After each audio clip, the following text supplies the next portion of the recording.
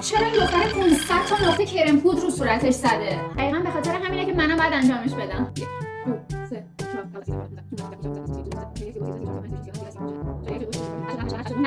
2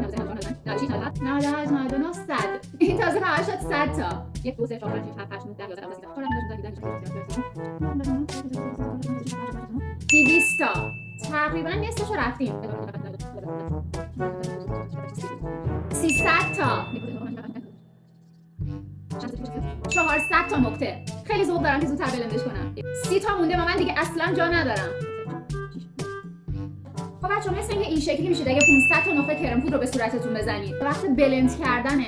واقعا دلم نمیاد اینو الان بلندش کنم. ولی دیگه چاری ندارم بعد بلندش کنم. اینو شروع کنم. یعنی این ویدیو خوراک اوناییه که ترس از حفره دارن. آی اصلا شرایط خوبی ندارم. یعنی ببین من چه کارهایی برای شما میکنم. بعد شما لایک ویدیو رو نمیزنید.